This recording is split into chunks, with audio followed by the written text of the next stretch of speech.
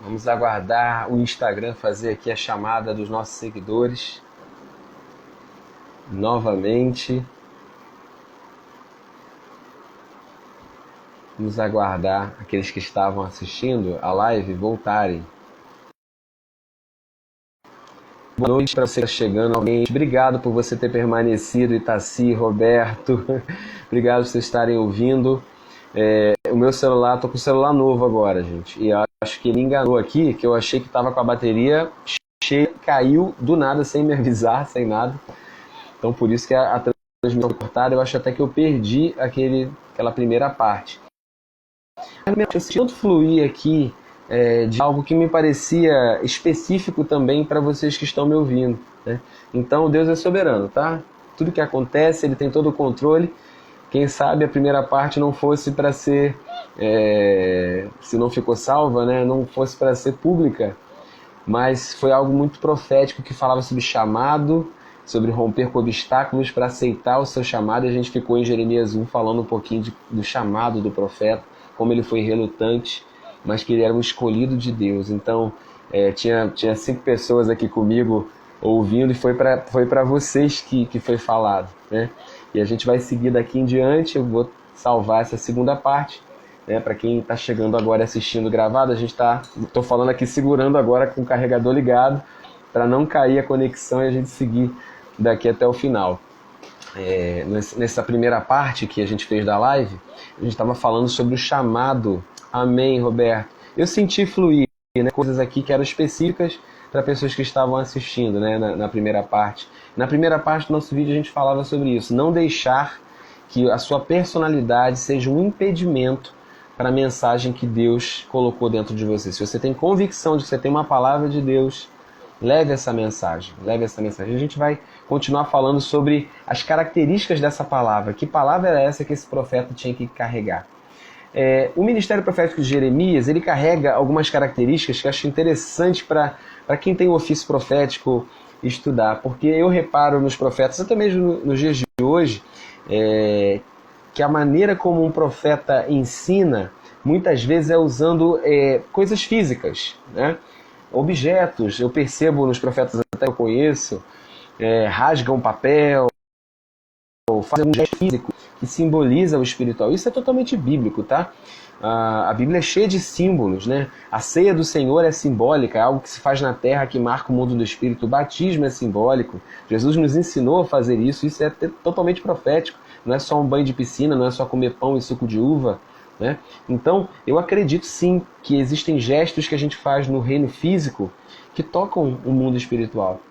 E Jeremias, ele, na pregação dele, na mensagem dele, é uma forma também das pessoas gravarem a palavra, né? O profético, muitas vezes, ele ensina. Lembra daquele profeta que amarrou um cinto lá em Atos dos Apóstolos e disse para Paulo: olha, assim vão fazer com o dono desse cinto? Então, é o que fica gravado na memória, né? Quando alguém prega e ensina dessa forma.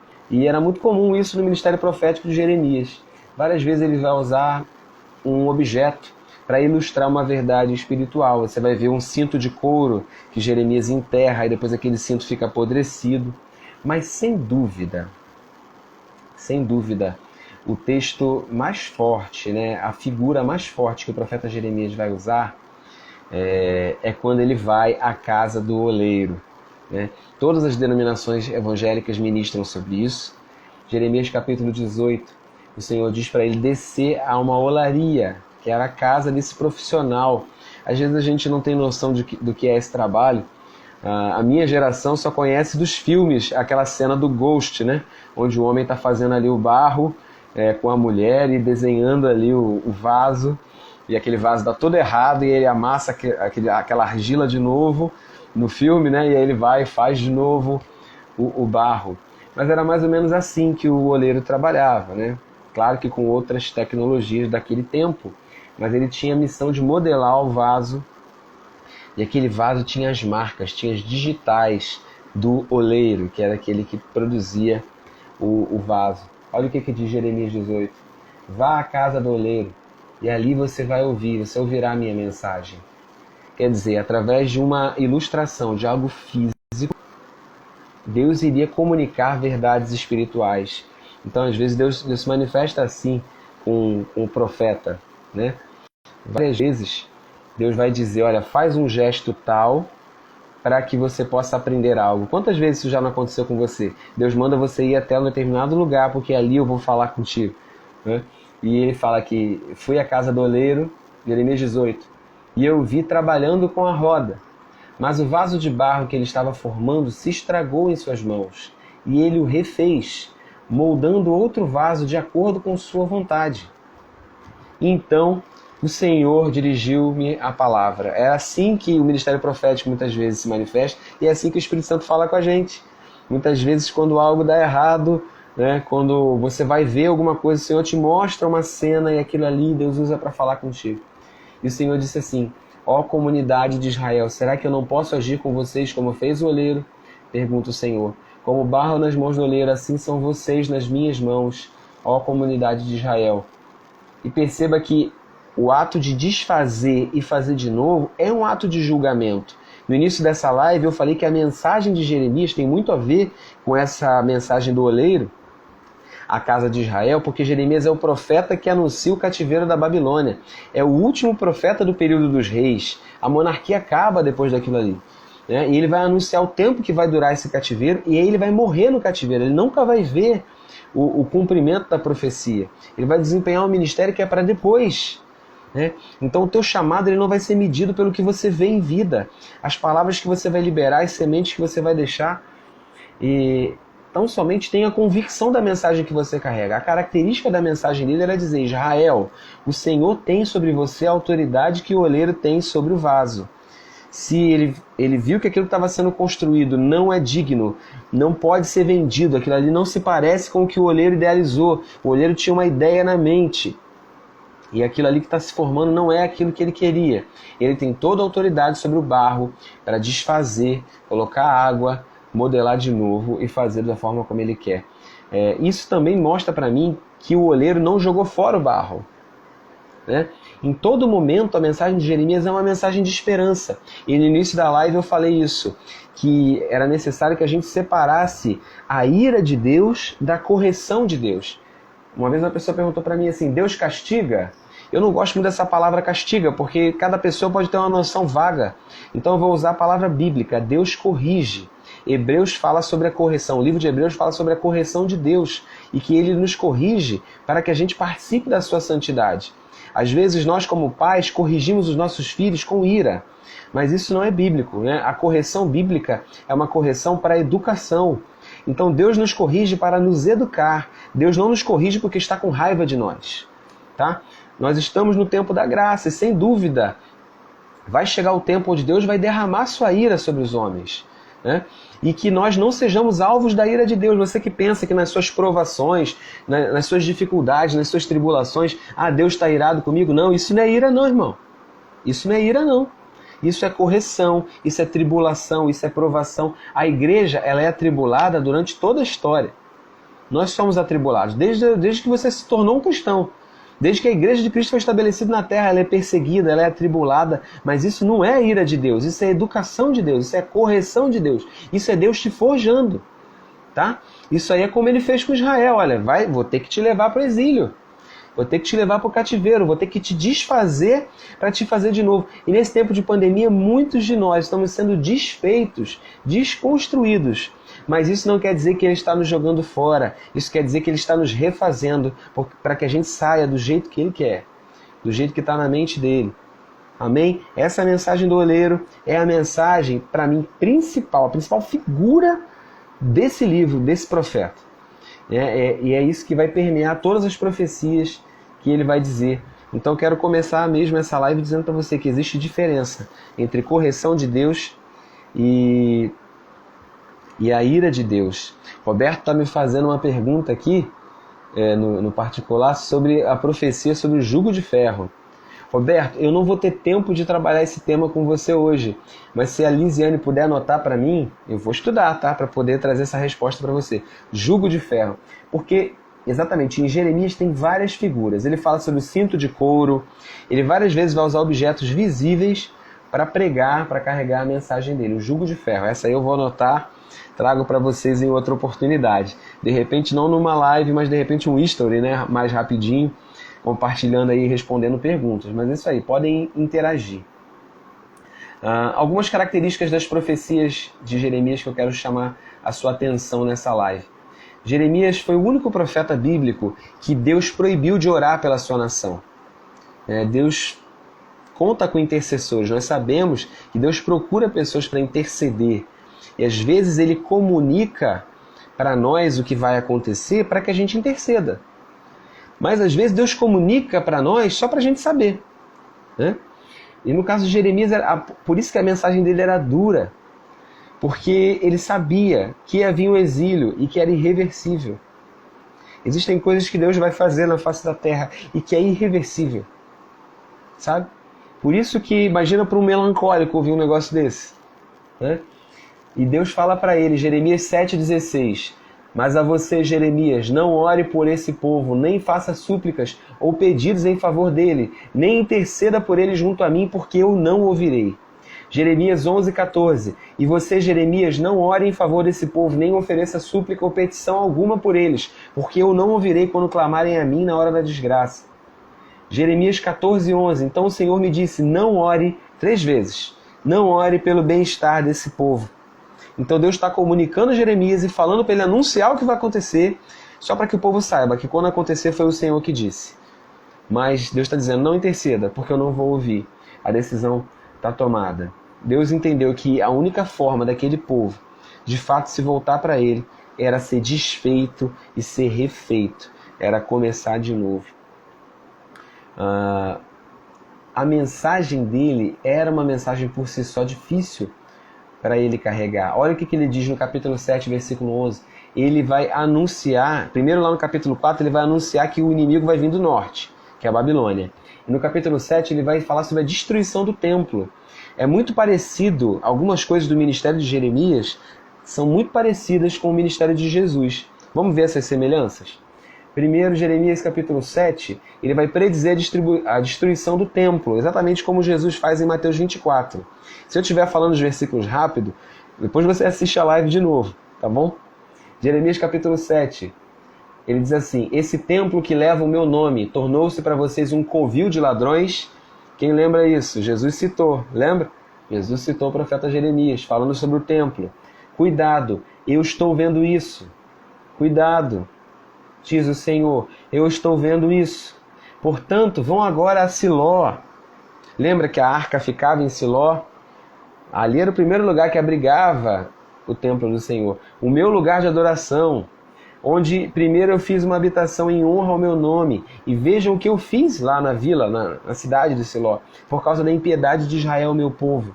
Mas agora que vocês fizeram todas essas coisas, diz o Senhor, apesar de eu lhes ter falado repetidas vezes, vocês não me deram atenção, e eu lhes ter chamado e vocês não me terem respondido, farei a esse templo que leva o meu nome, no qual vocês confiam, o lugar de adoração que dei a vocês e aos seus antepassados, o mesmo que eu fiz a Siló. Expulsarei vocês da minha presença, como fiz com seus compatriotas, o povo de Efraim. É o povo do norte, o povo de Efraim. Eu fiz lá, eu vou fazer aqui. Né? O povo do norte já tinha sido levado para o exílio dos assírios. E vai formar ali aquele povo samaritano que a gente já falou em outras lives. Né? Mas Deus aqui está anunciando. Assim como Jesus anunciou que o templo seria destruído, Jeremias também anunciou a destruição do templo no seu tempo. Tá? Aquele templo que foi construído por Salomão vai ser destruído por Babilônia e vai ser reconstruído quando eles voltam, no tempo ali de Zorobabel, no tempo de Esdras e Neemias. Né? Vai haver uma reconstrução daquele templo. Quando Jesus vem, Herodes era governador da Judéia e para agradar os judeus ele não faz de novo o templo, mas ele dá uma reformada naquele templo que foi reconstruído por Zorobabel, ali no tempo do profeta Zacarias. Né? Então, na verdade, existe o templo de Salomão, a reconstrução desse templo por Zorobabel, no tempo de Zacarias e Esdras e Neemias.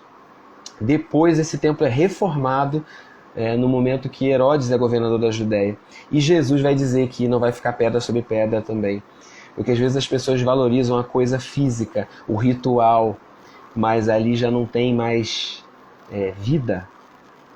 já desonram o nome do Senhor naquele lugar. Outras semelhanças entre Jeremias e Jesus eu tenho aqui para trazer para vocês. Os dois não foram reconhecidos por suas famílias. Não deixa a rejeição de parentes, de pessoas próximas, anularem a tua voz. Honre os seus pais, honre o seu cônjuge, mas não ignore que muitas vezes você vai ouvir palavras que tentam anular a tua voz profética, que tentam dizer que você não é. Jeremias passou por isso em relação a próprios familiares e Jesus também passou por isso. Jeremias e Jesus também foram odiados pelo mundo religioso. Jesus, a religião instituída naquele tempo não aclamou Jesus. Os fariseus, mestres da lei e saduceus, eles não gostaram, porque pensaram que Jesus ia vir elogiando a reputação deles, e Jesus não fez isso. O Roberto está dizendo aqui sobre Roma e a diáspora, que foi a última destruição do templo, exatamente, no tempo de Jesus, exatamente. Jesus morreu lá pelo ano 30, e lá no ano 70, Roma vem, destrói aquele templo, o general Tito, a gente conhece a história, e os judeus ficam dispersos no mundo até 1948, quando eles voltam, e até hoje eles querem reconstruir o templo, mas esse é assunto para outro momento, eles não conseguiram ainda reconstruir o templo. Mas Jesus e Jeremias já haviam profetizado isso. Jesus e Jeremias foram odiados pelo mundo religioso dos seus dias. Jesus e Jeremias foram rejeitados pela sua própria família, não deram crédito, Não deram crédito. Tem um momento onde a mãe e os irmãos de Jesus vão lá, acho que ele deve estar muito ruim da cabeça, vamos levar de volta para casa, que ele não está muito bem. Jesus e Jeremias, eles foram descritos de forma semelhante. Jeremias, no capítulo 11, verso 19, ele é descrito como alguém que é como um cordeiro mudo levado ao matadouro. Exatamente como Isaías 53 vai definir Jesus: manso, humilde, aquele que não abre a sua boca para se defender. E me chama a atenção também, gente, por isso que ele é chamado de profeta chorão. Jeremias é chamado de profeta chorão. Ele foi pintado por um artista chamado Rembrandt como aquele que se lamenta. Por que Jeremias lamenta tanto? Porque ele é o profeta que vai ver o povo indo para o exílio de Babilônia. Ele vai ver o fim, a que fim chegou a desobediência do povo, os pecados do povo.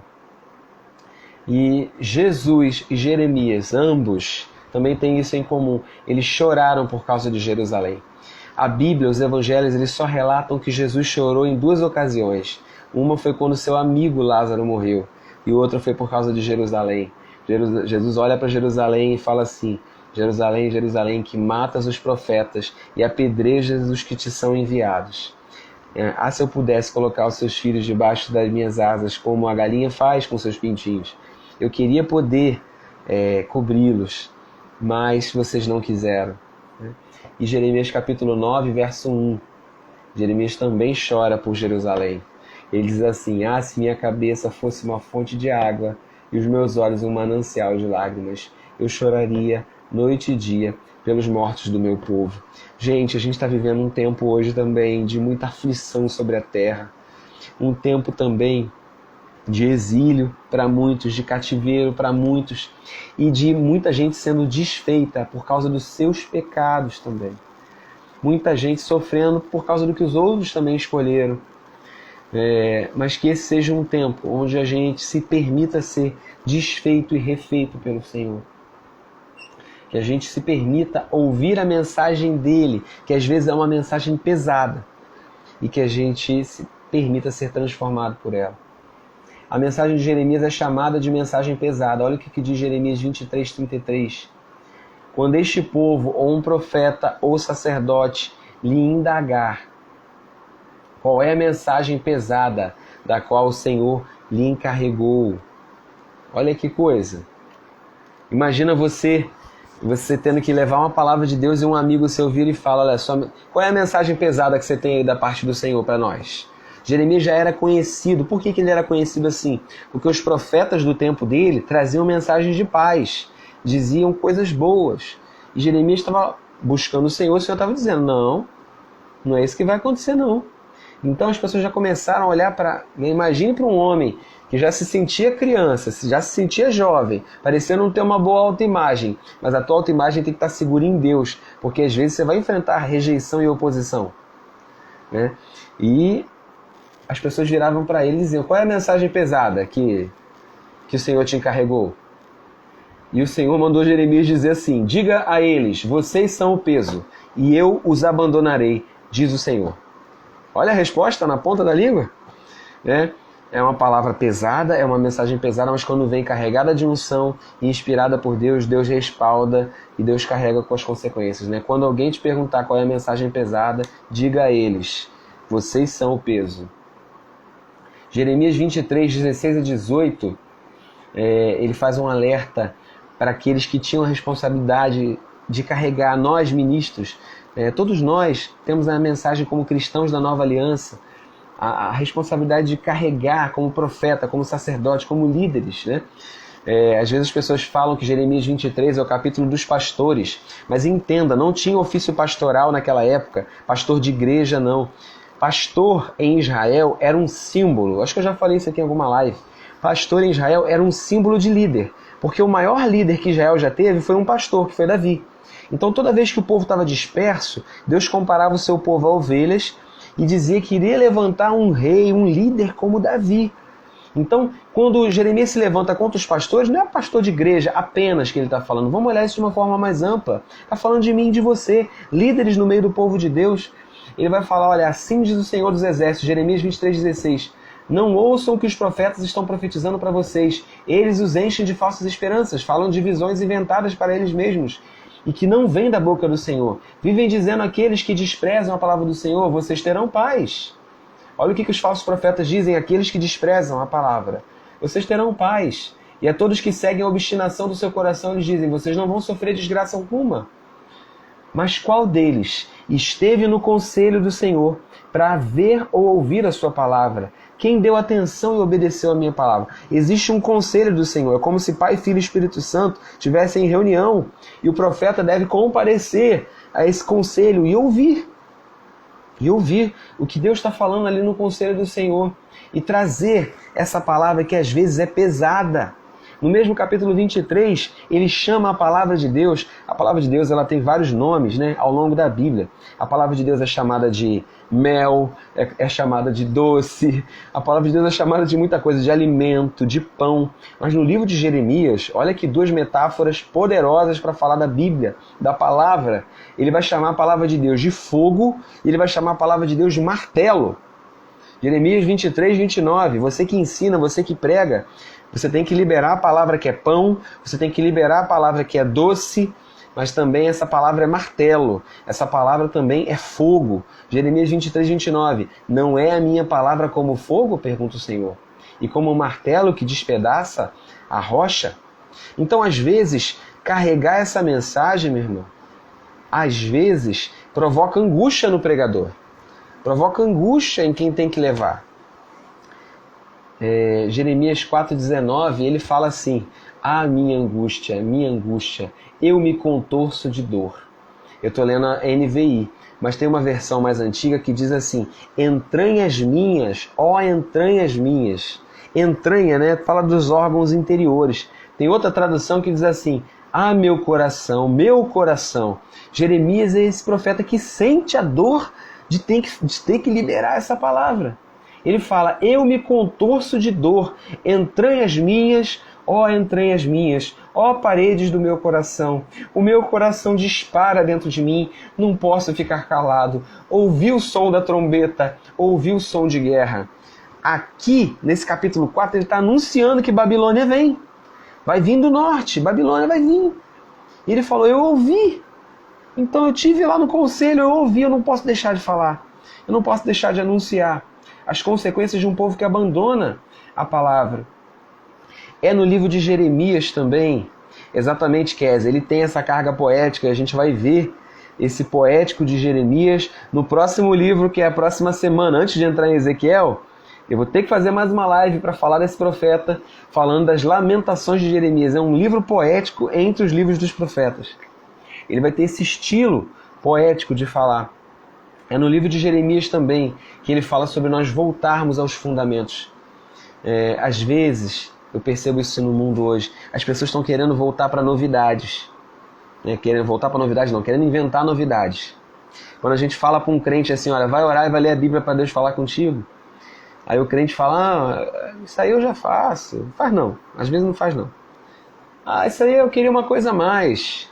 Parece que o básico já não funciona mais. Sabe, parece que é um monte de crente Nutella. Né? E a gente precisa restaurar o crente raiz. Tua família está com problema, meu irmão, volta a fazer o culto doméstico que os nossos avós, os nossos pais faziam. Minha esposa foi criada com a família fazendo culto doméstico. E isso ao longo do tempo a gente foi perdendo, sabe? A gente precisa voltar. Jeremias vai dizer, olha, voltem para as veredas antigas. Jeremias capítulo 6, verso 16, para você que está anotando. Assim diz o Senhor, ponham-se nas encruzilhadas e olhem, perguntem pelos caminhos antigos, perguntem pelo bom caminho, sigam e vocês vão achar descanso. Mas vocês disseram, não seguiremos. Sabe, as pessoas estão buscando novidades. E Deus está falando, volta lá no fundamento. Não tem novidade não. É a escola bíblica. É Bíblia, é oração, é jejum, é culto doméstico. É tudo que a igreja um dia já fez, valorizou, congregar, louvor congregacional. Sabe, às vezes a gente está querendo inventar a roda. Está querendo fazer uma grande novidade. E a gente não está nem fazendo o básico direito. Sabe, vamos voltar para o conselho do Senhor. Várias vezes no livro ele fala, olha, os profetas não perguntaram pelo Senhor, os sacerdotes não perguntaram onde está o Senhor nisso que eu estou fazendo. Eu estou fazendo um ritual, porque os rituais no templo, eles continuavam sendo feitos. Mas você precisa perguntar no meio dos seus rituais, onde está o Senhor nisso tudo que eu estou fazendo. Vamos voltar para as veredas antigas. Jeremias também, ele é aquele que, e eu já estou acabando, eu vou para o capítulo 29, porque eu creio que é esse que resume a missão, o chamado e as promessas de futuro para Jerusalém e para nós. Né? É esse profeta, Jeremias, que vai anunciar o exílio da Babilônia, mas é ele também que vai dizer que esse exílio vai acabar. Roberto está dizendo aqui, a maior novidade do século XXI é Bíblia, jejum e oração. Amém. Jeremias 29, lê comigo aí. Esse é o conteúdo da carta que o profeta Jeremias enviou de Jerusalém aos líderes que ainda restavam entre os exilados, aos sacerdotes, aos profetas e a todo o povo que Nabucodonosor deportara de Jerusalém para a Babilônia. E então, nesse momento histórico, o povo já tinha ido para a Babilônia. Né? Uma parte ficou, outra parte foi levada para lá. E naquele tempo os falsos profetas estavam dizendo, não, isso vai passar, isso logo vai acabar. O rei vai voltar, a monarquia vai voltar, Jerusalém vai voltar, o templo vai ser restaurado. Isso aconteceu depois que o rei Joaquim, a rainha mãe, os oficiais do palácio real, os líderes de Judá e Jerusalém, os artesãos, os artífices foram deportados de Jerusalém para a Babilônia. Então, nesse tempo, onde aconteceu o início do exílio babilônico, Jeremias libera uma palavra diferente daquela que estava sendo falada lá pelos falsos profetas, que diziam, olha, vocês foram obstinados, vocês foram orgulhosos, mas vai vir tempo de paz, entendeu? Deus vai ser misericordioso com vocês. E é difícil, né?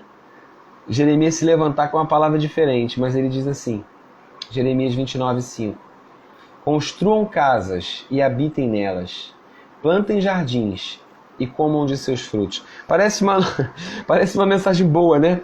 Vamos construir casa, vamos habitar nelas. Mas isso não é uma mensagem boa, não.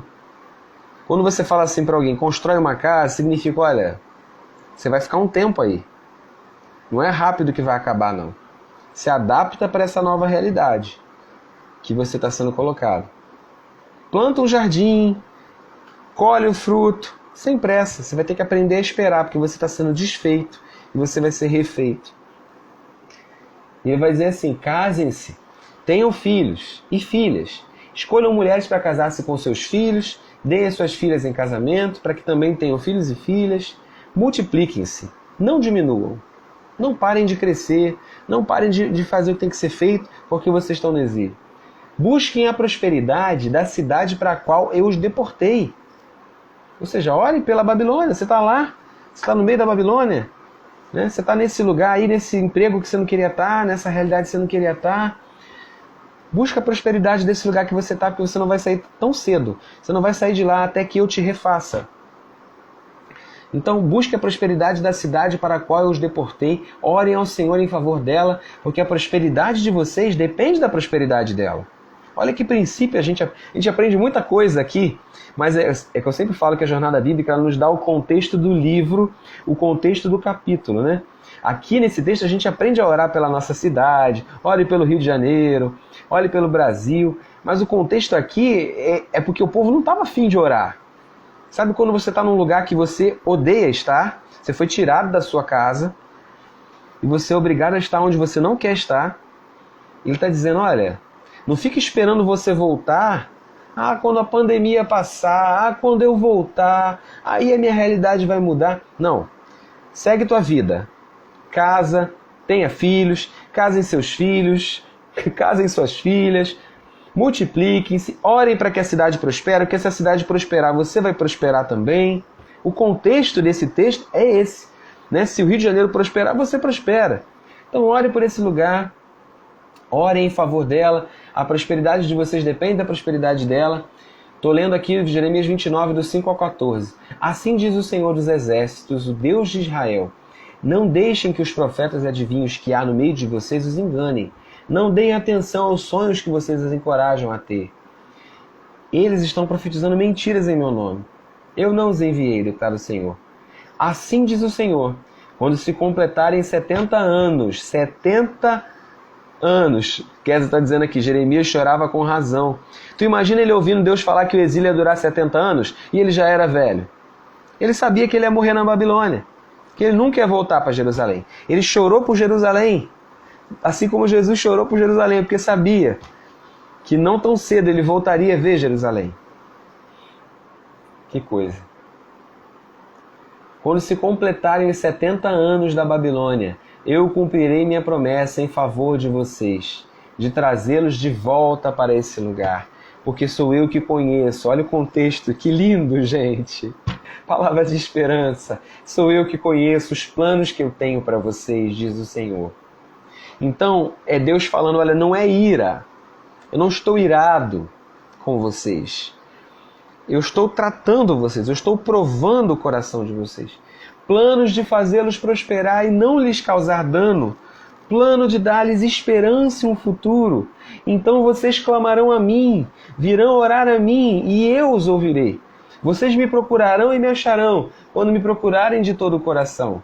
E eu me deixarei ser encontrado por vocês, declara o Senhor, e eu os trarei de volta do cativeiro. Eu os reunirei de todas as nações, de todos os lugares para onde eu os dispersei, e os trarei de volta para o lugar de onde os deportei, diz o Senhor. Esse texto é lindo por si só, né? Ele ensina tantos princípios lindos, que quando a gente invocar, ele vem, que quando a gente o buscar...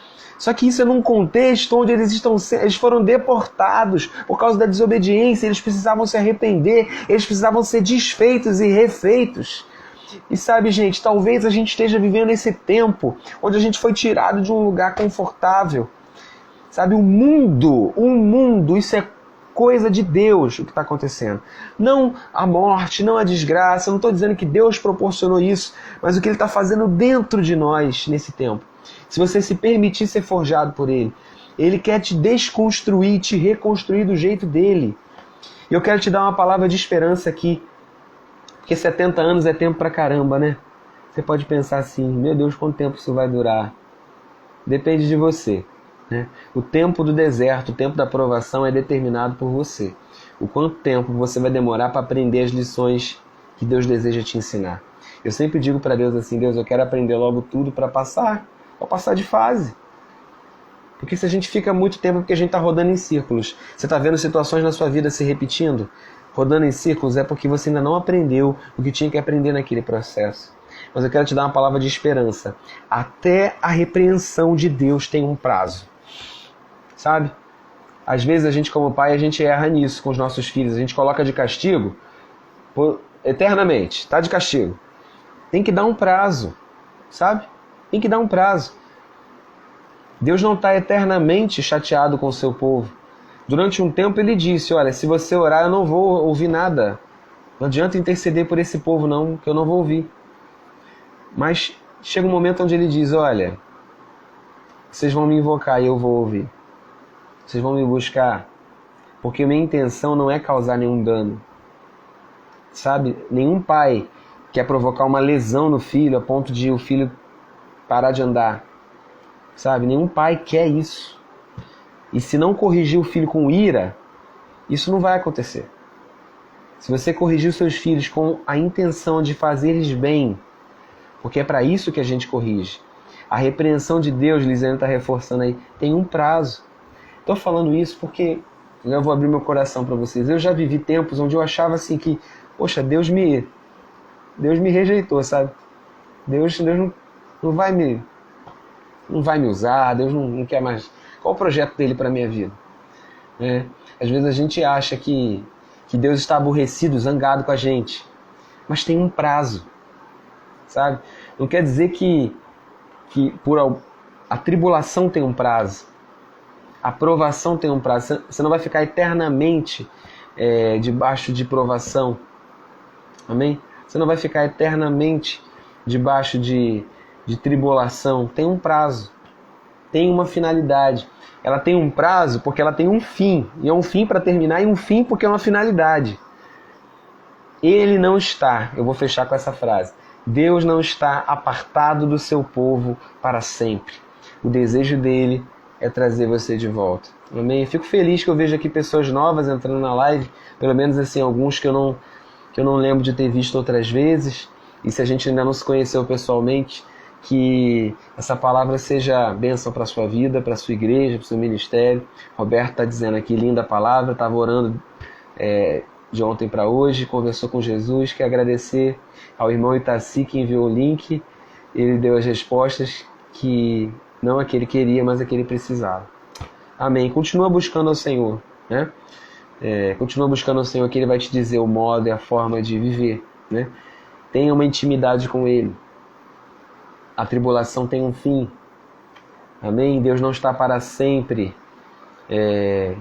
irritado com você. Ele está te corrigindo. Ele vai te colocar no caminho dele. Amém, Ana?